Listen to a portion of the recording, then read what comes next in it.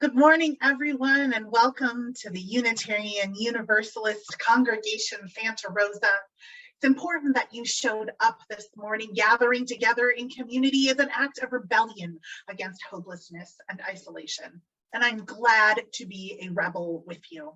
I miss seeing you all in the sanctuary, but I feel your presence through the universal entanglement that gives us this streaming capability. I especially want to welcome anyone who's searching for a spiritual home and joining us for the first time today. Many of us too were once looking for a place where we could belong, and we found UUCSR. If you're new, please feel free to write something in the chat so that we can properly welcome you. Jamie Kerr is with us today, and she is our head usher and greeter, so feel free to privately message her as well. You'll find some important values about our community on the order of service, which the link to the order of service is going to be dropped in the chat. But the most important thing for you to know, whether this is your first time or you've been here 1,000 times, is that no matter who you are, what you believe, where you're from, or who you love, you are welcome and wanted here. The theme for the month of January is living with intention. And today we are talking about the importance of living with intention through our small daily choices. Now, let's take a moment to acknowledge that our beloved sanctuary stands on the unceded traditional territorial land of the Pomo people in Santa Rosa, past and present, and honor it with gratitude, both the land itself and the people who have stewarded it throughout the generations. Today, Richard Zengus is our worship associate, and he will be lighting our chalice.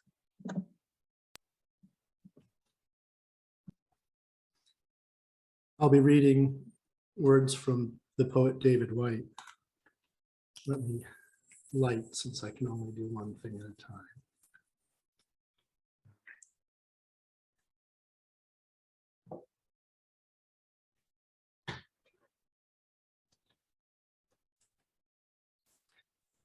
This is a short piece called For the Road to Santiago. For the road to Santiago, don't make new declarations about what to bring and what to leave behind. Bring what you have. You were always going that way anyway. You were always going there all along.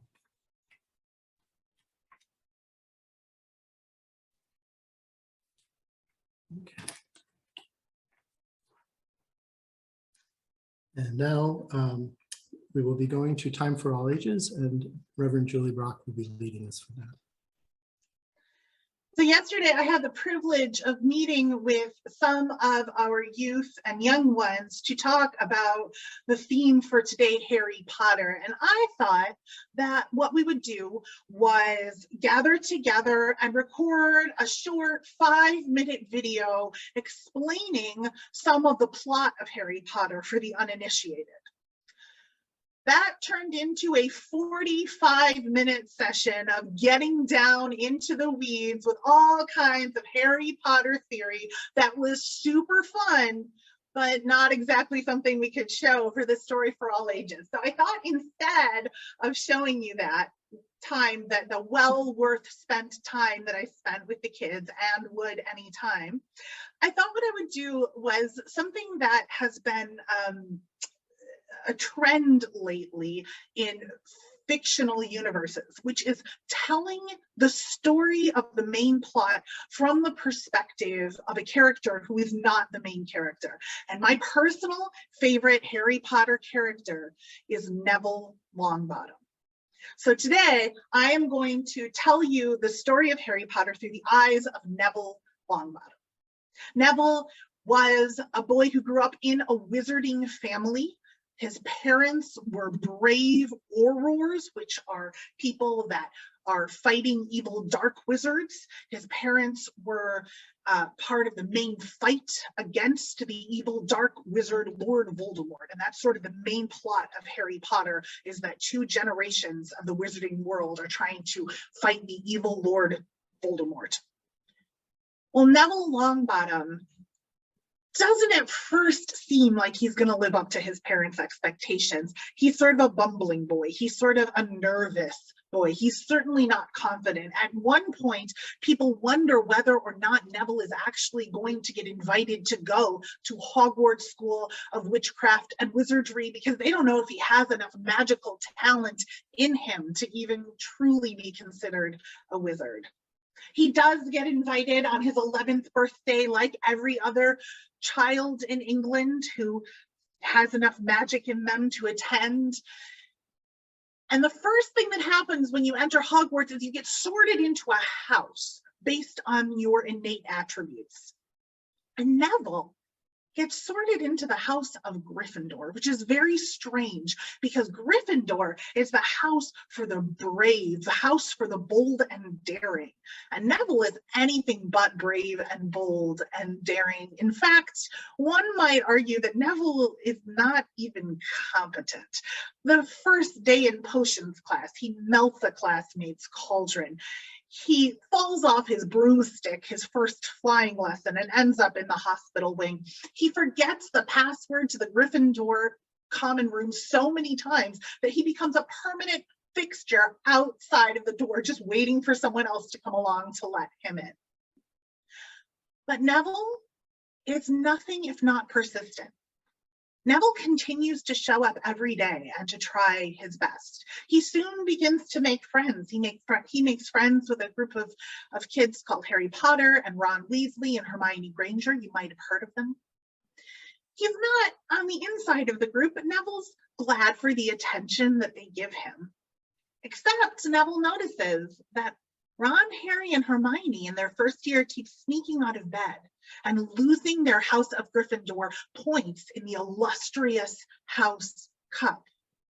And so Neville stays up late one night to confront his friends. Albus Dumbledore, the headmaster, awards Neville points for bravery for confronting his friends, and they were the final 10 points that won Gryffindor the House Cup that year. Later, when Neville encounters bullying, particularly bullying from one Draco Malfoy, who is a Slytherin boy, which is another house, Neville takes the bullying until one day Harry Potter says to Neville, "You're worth 10 of Draco Malfoy." And the next time Draco's bullying Neville, Neville says that very thing back to Draco, "I am worth 10 of you." He begins to stand up for himself. He begins to believe in his innate abilities. His family thinks that herbology is a soft subject and he should be studying defense against the dark arts and transfiguration, but Neville has an innate talent for herbology, and rather than hiding it and trying to go for the cooler or more prestigious subjects, he really embraces where he shines. Neville is the first boy to ask a girl to the Yule Ball in the 4th book. And rather than trying to ask the most popular girl in school, he asks some girl in the grade younger than him who wouldn't get a chance to go because it was only for 4th years and above if Neville didn't ask. And his act of kindness not only got him a date, but allowed his friend to attend the ball.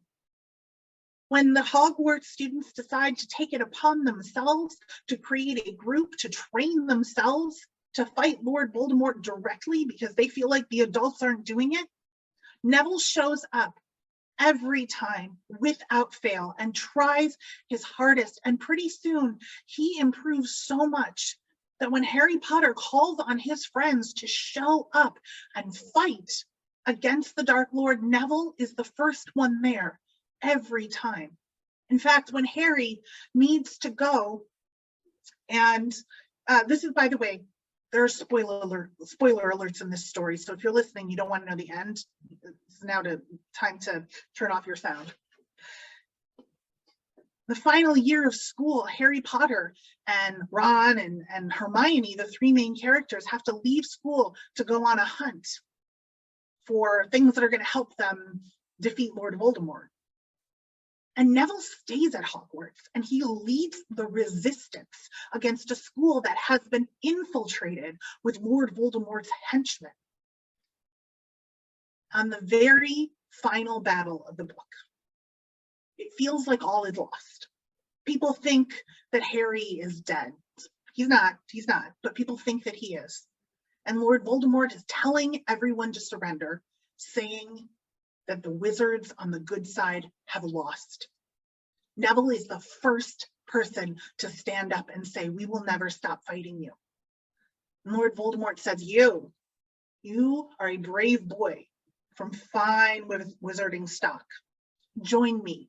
You will be powerful and rewarded beyond your wildest dreams. Neville says, no, I won't. Even though Lord Voldemort is ready to sick his giant serpent snake on Neville if he doesn't join him. Neville still says, I will never join you. And when the snake comes after him, Neville is able to manifest the sword of Godric Gryffindor, the leader of his house, and he slays the beast and saves the world. And I just think about how at the beginning, that boy who couldn't even get through a potions class without melting his friend's cauldron, couldn't even begin a flying lesson without falling off his broom, was the boy to stand up to the mythical beast of the most powerful evil being on the planet.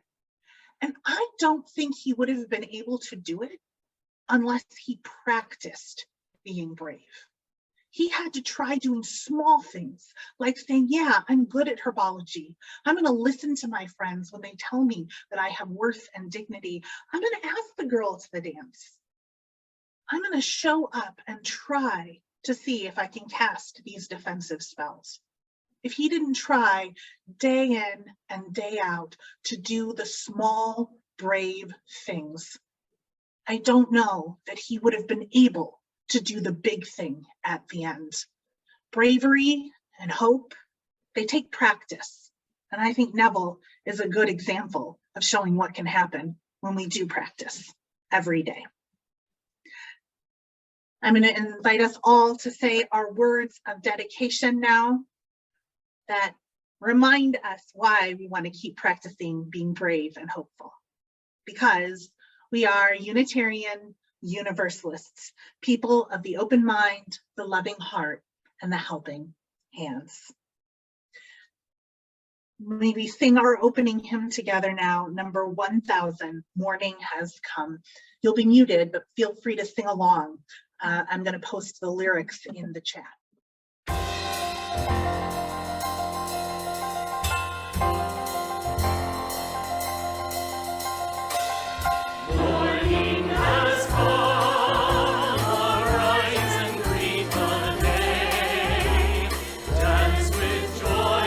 Faith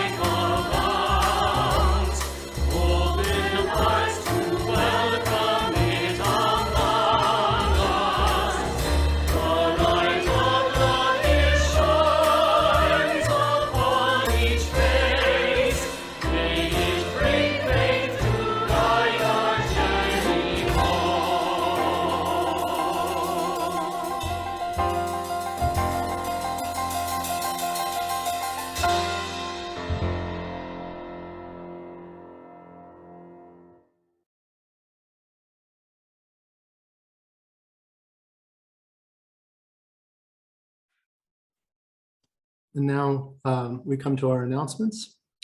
As many of you have been seeing, despite even these times when we have to go into remote mode, we remain an active congregation.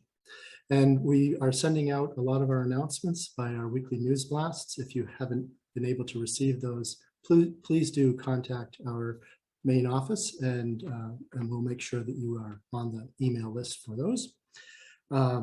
And I just want to draw attention to a few things. The first, our HAT committee, so the health advisory team, they are announcing that we plan to go back into in-person services on February 27th. We'll have a limited number of people in the sanctuary, so please watch for details from the news blasts and on our on the UUCSR.org website. We also ask, as you can see how we're trying to address all the changes afoot, bear with us, please, as we're dealing with changes in services, the minister, the worship associates, and all the staff supporting the whole congregation. We're doing the best I can, but if you see anything or know of anything that's of concern or that you want to help with, don't hesitate to reach out and let us know. I also wanted to bring your attention to the fact that Calvin Simon's memorial is also being postponed until a better and safer time for us to get together to do that. And then finally, we aren't postponing the congregational meeting, which will be this afternoon. So you can log into the Zoom session. It's a separate session from this one. That will open at noon to help go through how we're going to be handling voting and participation. And then the meeting itself will start at 12:15. So watch for that. The link is also available at our website, UUCSR.org. Now I'd like to read from David White's, he has a poem, Still Possible. It's from a larger collection by the same name. And this is just the second to last stanza in that poem. It's still possible to fully understand. You have always been the place where the miracle has happened. That you have been since your birth, the bread given and the wine lifted, the change witnessed and the change itself. That you have been all along a goodness that can continue to be a goodness to itself. And now I'd like to introduce Rhonda Feindling from Santa Rosa JC's Second Chance program. They are this week's Share the Basket group, and so half the offerings that are given will be going to that program. You'll be able to see in the chat our link to the giving process online, so you can make your donations there. Please give generously. This is how we help everybody trying to survive through these rough times. And now, Rhonda. Thank you so much. I appreciate you all having me here today. I'll try to be brief. My name is Rhonda Feindling. I am the counselor and coordinator of the Second Chance program at Santa Rosa Junior College. And we are the program for formerly incarcerated students. And as I say to my students, it doesn't matter what your background is, whether it was juvenile hall or prison or jail or for how long, because our philosophy is your past does not define you. It's what you want to do going forward. And so we provide just a lot of support and resources. We're now an official student services program. All you have to do to find our website is just go to the Santa Rosa Junior College homepage, and in the search bar, just put Second Chance. We've created a new video that you can watch, a 4-minute video that with student testimonials. So we provide weekly support group meetings. It's a clean and sober space. I would say 99% of our students are in recovery, and most of them end up, if not all, incarcerated because of addiction issues. So we provide a lot of clean and sober support in our weekly meetings. We provide book money, food and gas cards to help students with school expenses. We provide free expungement coaching. We have an expungement coach who does the expungements. He's a former probation officer, and he's helped expunge many of our students' records. We also have a student success coach, and she's a second chance student herself who transferred to Sonoma State last year. She graduated from the JC, and the JC has hired her to help me onboard students so that they can get help with like the financial aid forms and how to start online classes and things like that.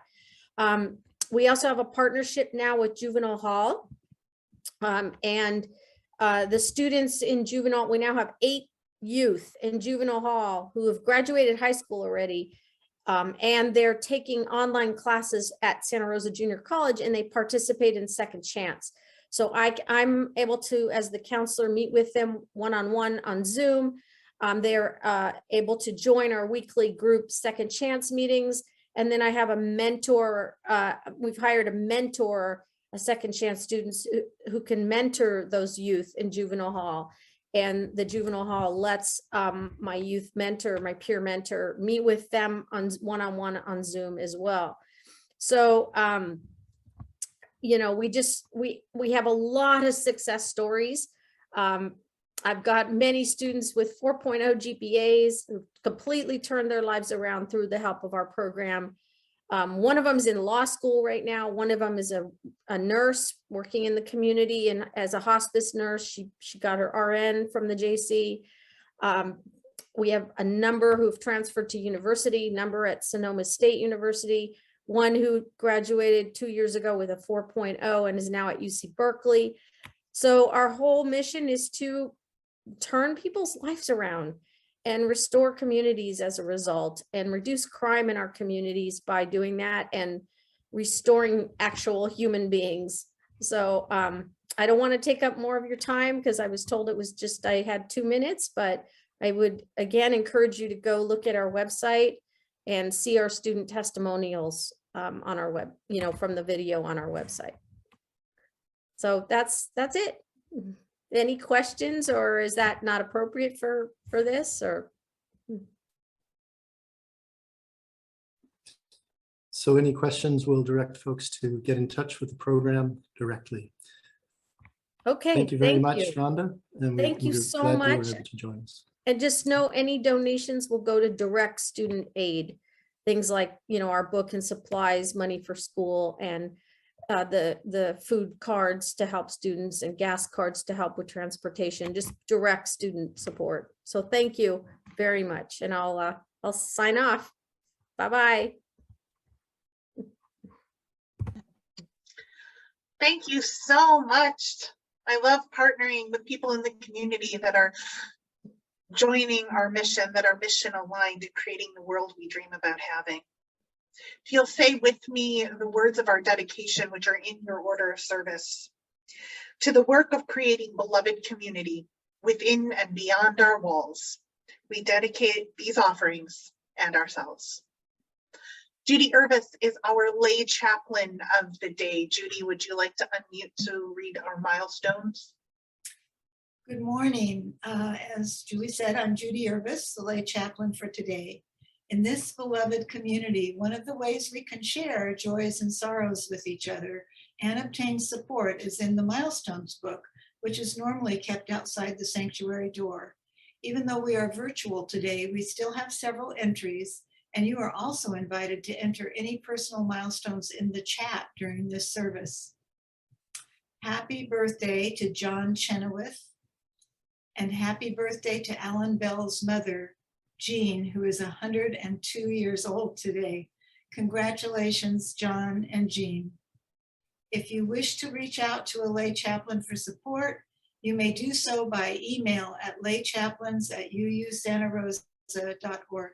We welcome your requests. May we all hold these shared joys in our hearts. I'm going to lead us now in a pastoral prayer, but I also want to give people the chance who maybe didn't have a chance to write in a milestone to write one in the chat now, so you can still be witnessed by your community. sources of radiance and resilience. Keep watch with those who work or watch or weep this night. May the suffering be soothed. May the sick be tended. May the weary find rest. May the sick be tended. May the dying and those who love them find peace. May the joyous be shielded. And may all of us know that we are surrounded in a love that is with us always, a web that connects us to all that exists. I invite you now to be present in your body and to connect to that web, to feel that which is greater. Michael, would you mind, I'm so sorry, Michael, would you mind opening up the chat so that that people can write their milestones in the chat?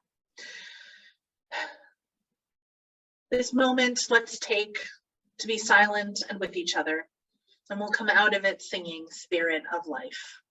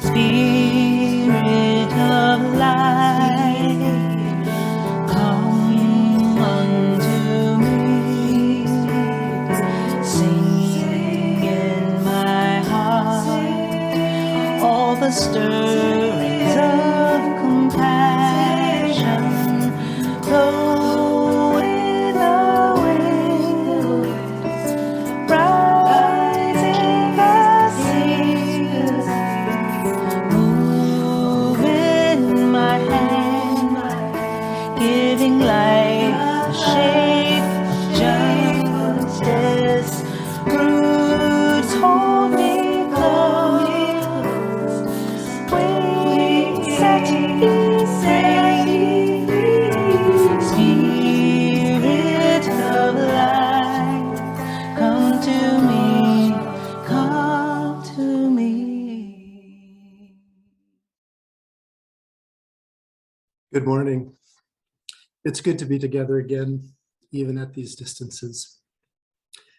In our last week, in this month's theme of living with intention, we turn to the power of daily choices. Originally, we were incorporating the induction of our newest congregational members into this service. But as you have already heard, we have postponed that ceremony until we can safely meet in our sanctuary in person, where we can be even more welcoming than this remote medium permits. But as I was meditating on this reflection, the example of our newest members' upcoming commitments to covenant with us and form the newest incarnation, if you'll allow me to call it that, of UUCSR that brought back memories of when I first came to Sonoma County. It was in 1998, and soon thereafter, I joined the UU Fellowship myself when it was out at Todd Road, and it's Todd and Stony Point's roads. I mentioned this in a Christmas reflection a few years ago, but what I didn't mention then was how that choice to formally join this congregation was a way to help me live with more intention. Certainly, choosing to join a congregation is not what I would consider a daily choice. However, it is a bigger choice that helps make a lot of smaller weekly and daily choices easier. It sets up a supportive structure that leads to the habits I want to cultivate.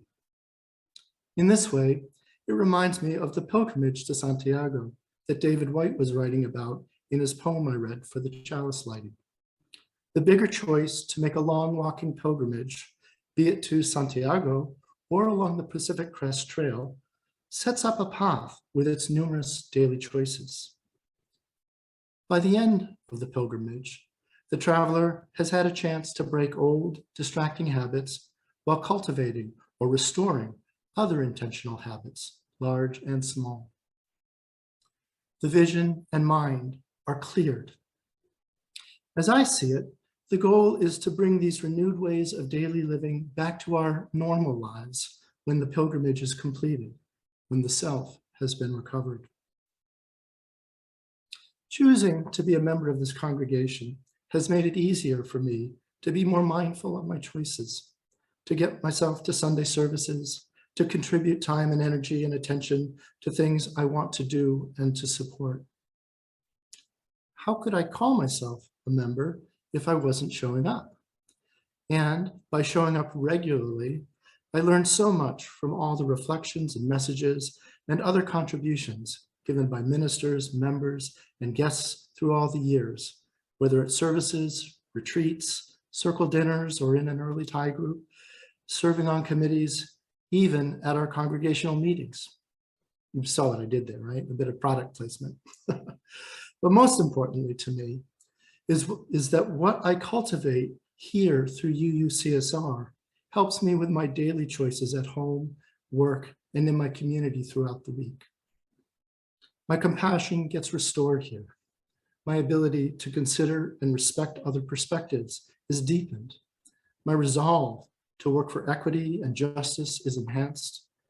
And my ability and willingness to see both others and myself better and more kindly is encouraged. As David White was telling us, all we have to do is to bring what we already have. We do not have to make brand new Year's resolutions. We do not need to make great declarations. We have always been the places where the miracles have happened. Each of us a goodness that can continue to be a goodness to itself.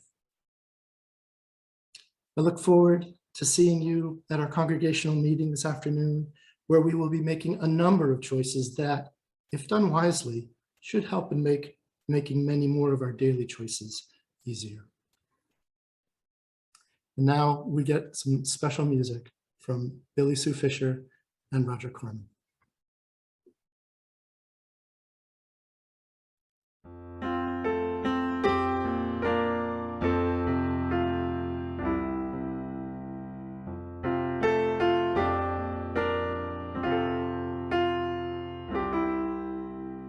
Anyone can whistle, that's what they say.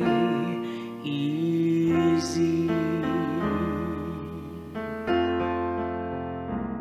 Anyone can whistle any old day.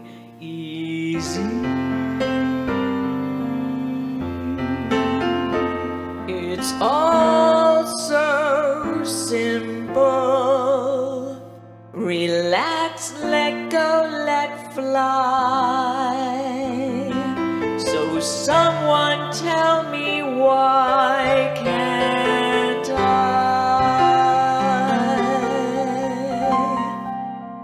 I can dance a tango, I can read Greek. easy.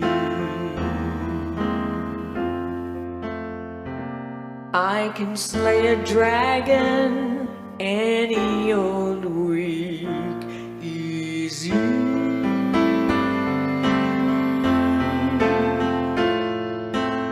What's hard is simple, what's natural comes hard. Maybe you could show me how to let go, lower my guard, learn to be free. Maybe if you whistle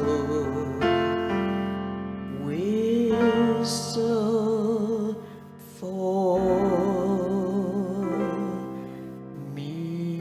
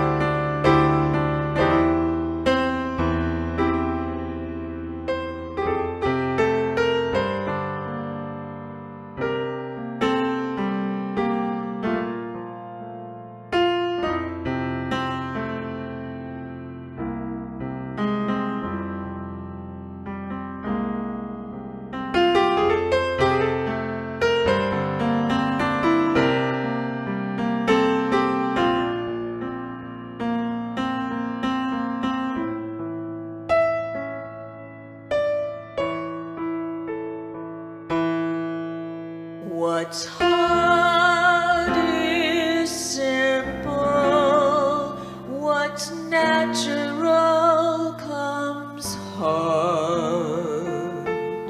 Maybe you could show me how to let go, lower my guard, learn to be free. Maybe if you whistle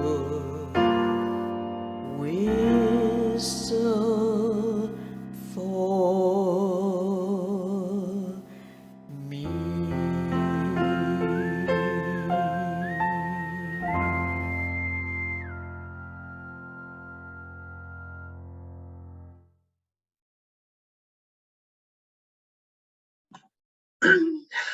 Y'all, it is unfair. You do not give me any time to emotionally recover from the music. It's just like right into it. And it is always such beautiful music.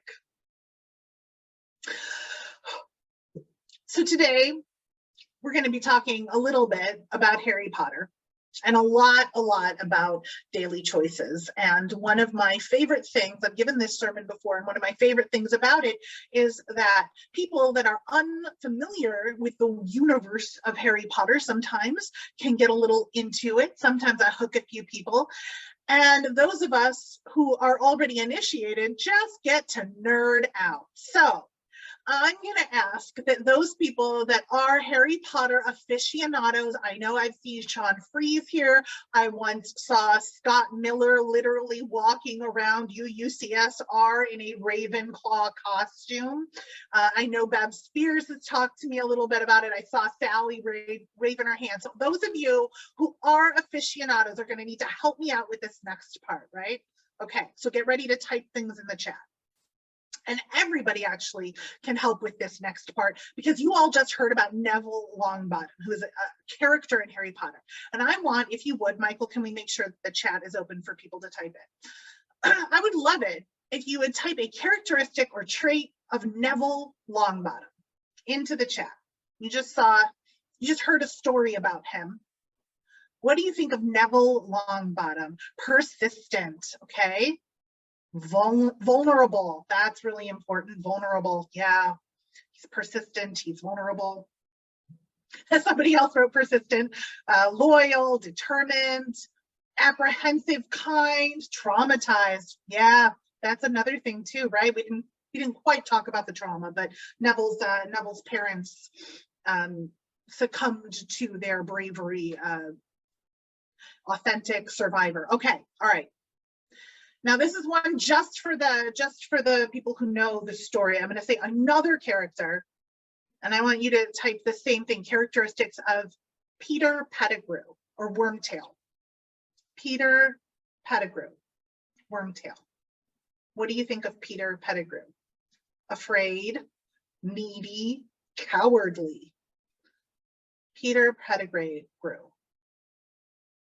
He's afraid, he's cowardly, predictable, okay? Wounded, conniving, devious.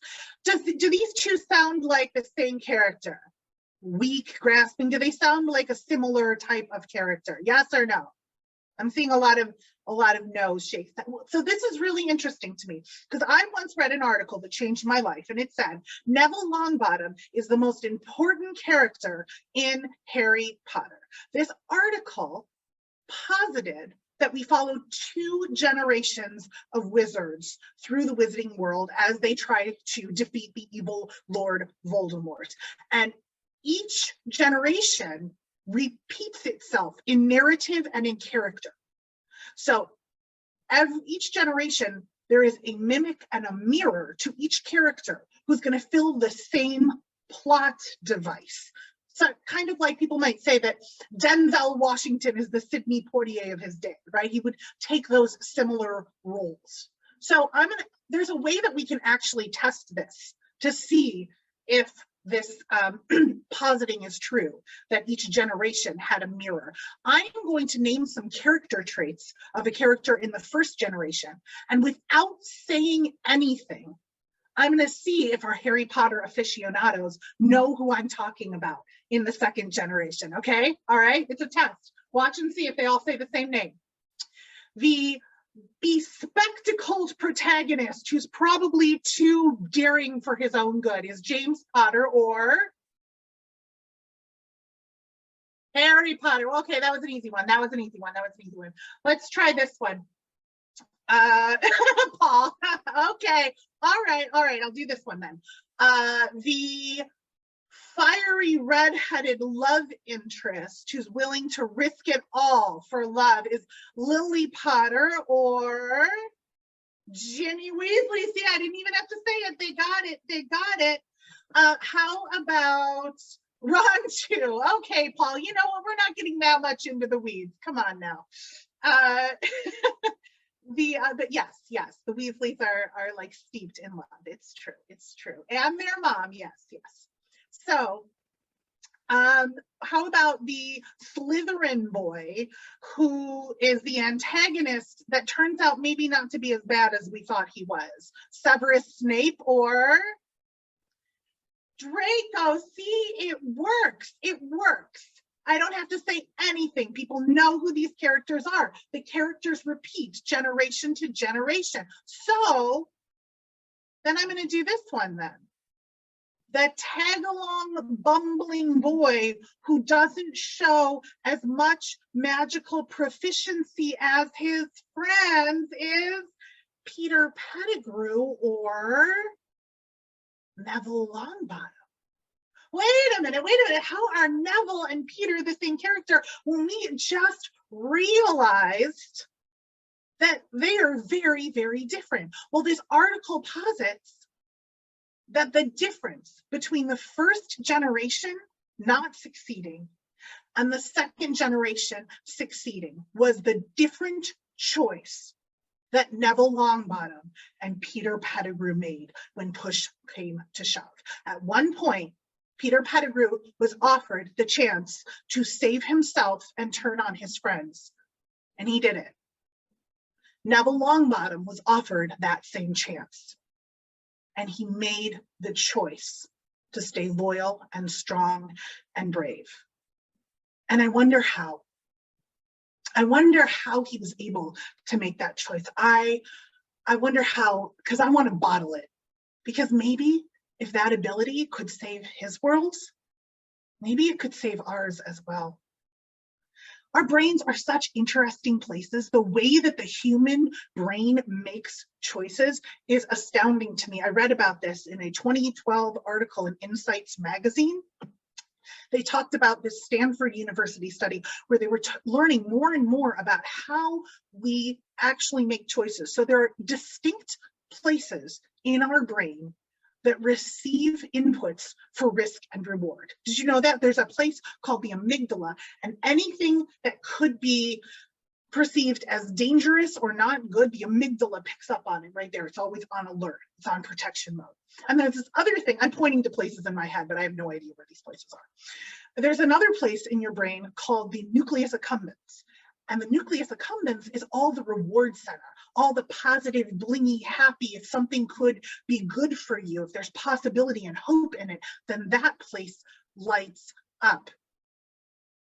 I'm sorry, getting more comments in the chat. I'm trying to like not nerd out on Harry Potter right now.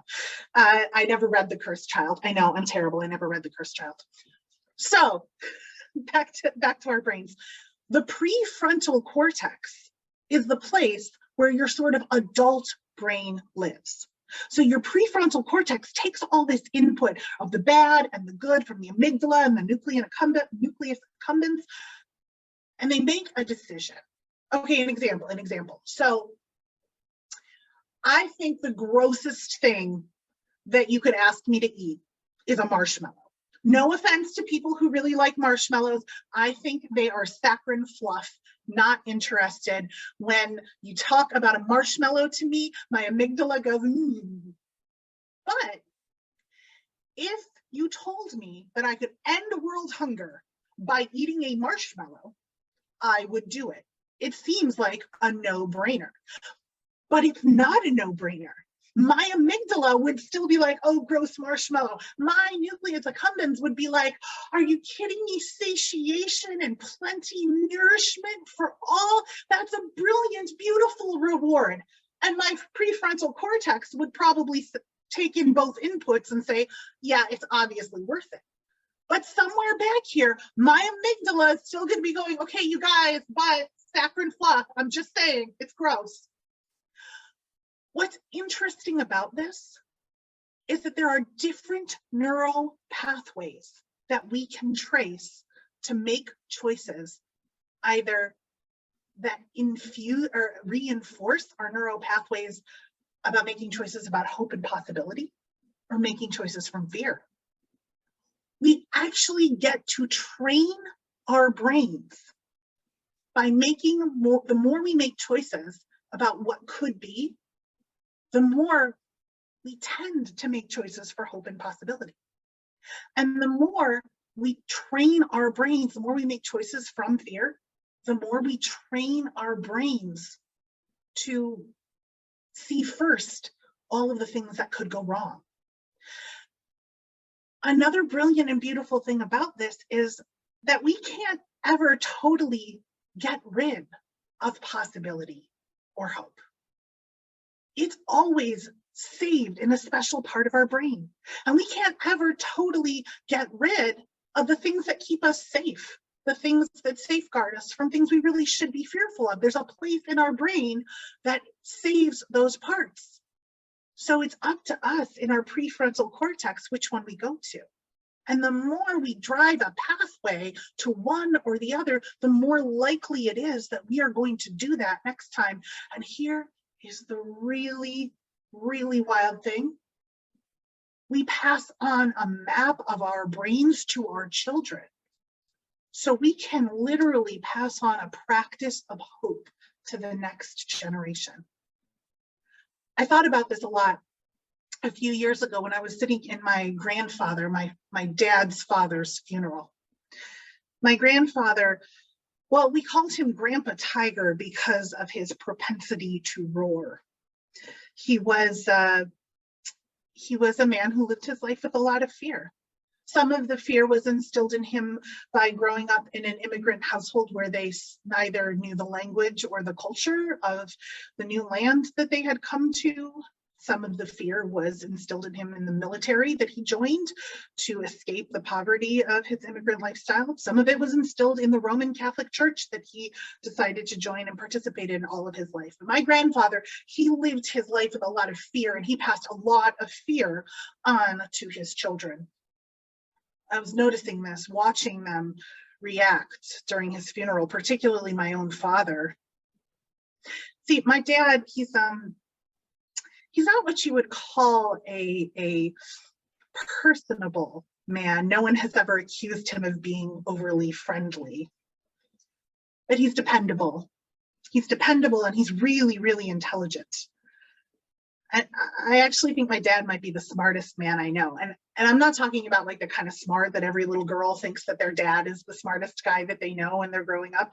My dad's the kind of smart that, my dad's like a man who works graveyard shifts, greets the night sky with such awe and wonder that he builds a telescope out of a book he checked out of the library, some stuff he found in the garage, and a trip to the hardware store. That's the kind of smart my dad is. And I really think my dad could have done anything he wanted with his life. He could fix anything, he can figure anything out. He could have been an engineer or an astronaut. But my dad spent 35 years getting up at 2 o'clock in the morning and driving a newspaper truck and filling up newspaper boxes and convenience stores with newspapers when the waking world was up and in want of them. When the waking world was up and in want of them. And I was sitting in my grandfather's funeral, and I started to blame my grandfather. I thought that the choices that my grandfather made to instill fear in his children led to my dad not being able to make the choice to go after his dreams or what he could have done. In fact, when I was younger, I remember the walls in our house were pretty thin. And I remember just before 2 o'clock in the morning, there would be an alarm that would go off in my dad's room. And then a little while later, an alarm a little bit further away. And then sometimes at the end of the week when he was really tired, there was an alarm that would go off in the living room. And then I would hear, oh, that sound, oh, every morning. And that sound rang in my head. It rang in my head during my grandfather's funeral. I felt like it was a sound of defeat, a sound of admitting a life that would not be lived to its full potential.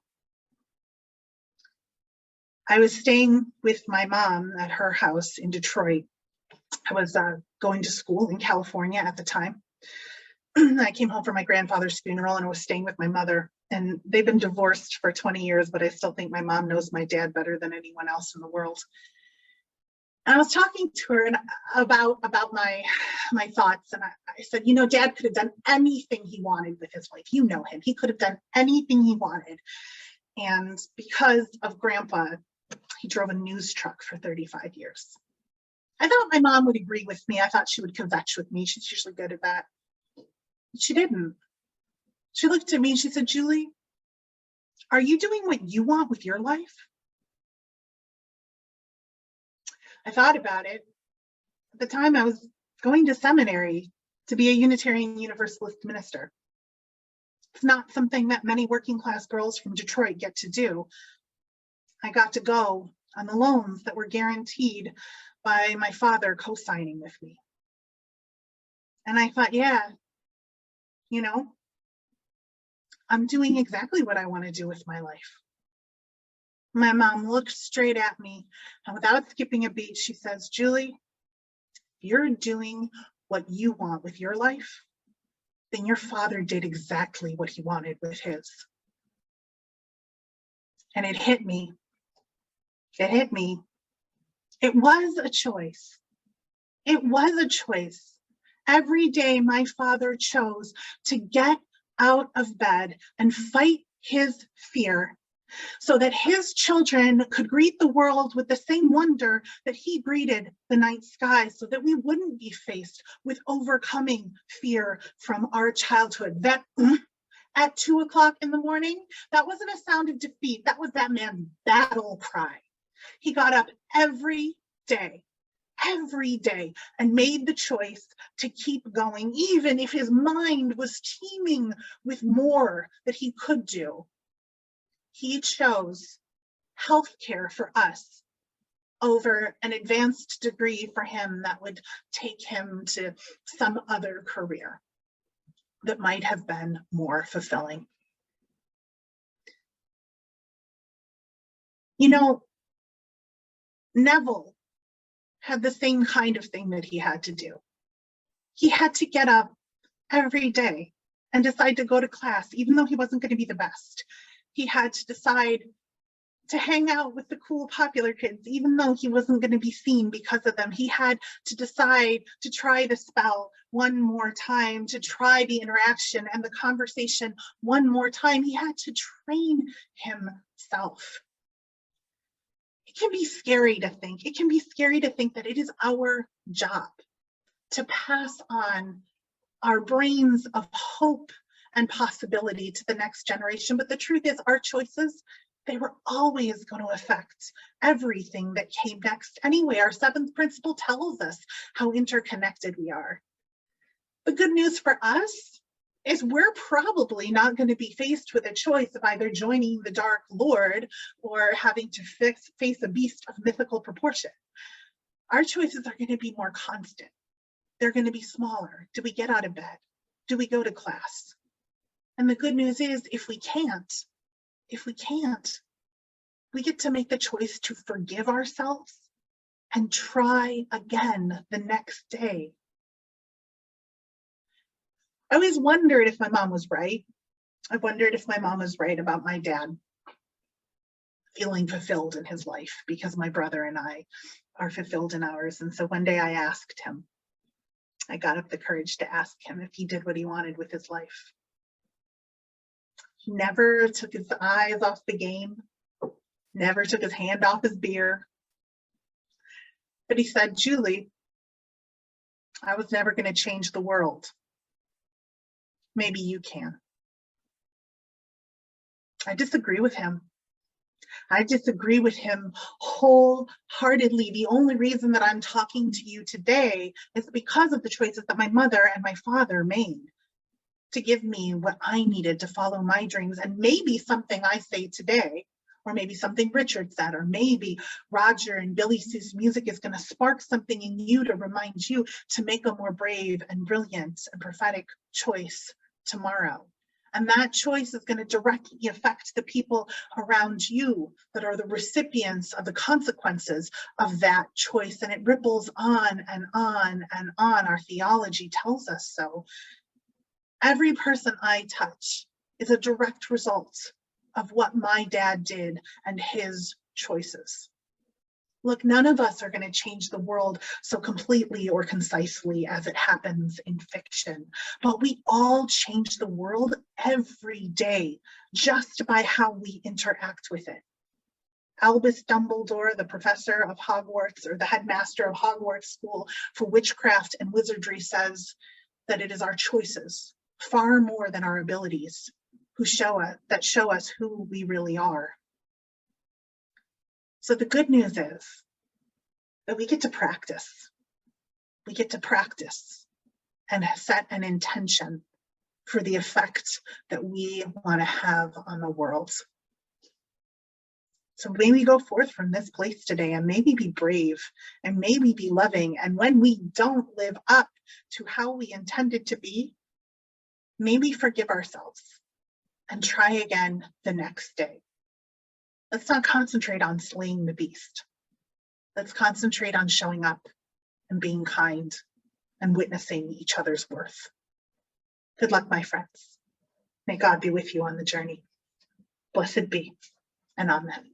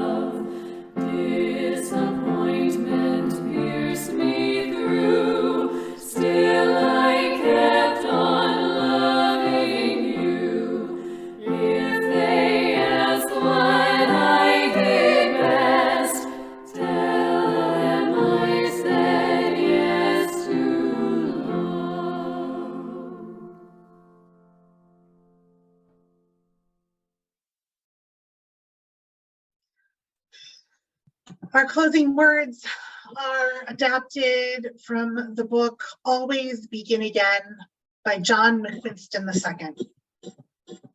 At the beginning of each day, after we open our eyes to receive the light of that day, and we listen to the voices and sounds that surround us, we must resolve to treat each hour as the rarest of gifts and be grateful for the consciousness that allows us to experience it, recalling in thanks that our awareness is a present from we know not where or how or why. When we rise from sleep, let us rise for the joy of the true work that we will be about this day. Every day carries the potential to follow our deepest callings. May we have the courage to expect that we can. Thank you so much for joining us here today. I hope that you can stay for the congregational meeting. Michael, can you let me know if that meeting is going to be on this same link or if we're going to go to a different link?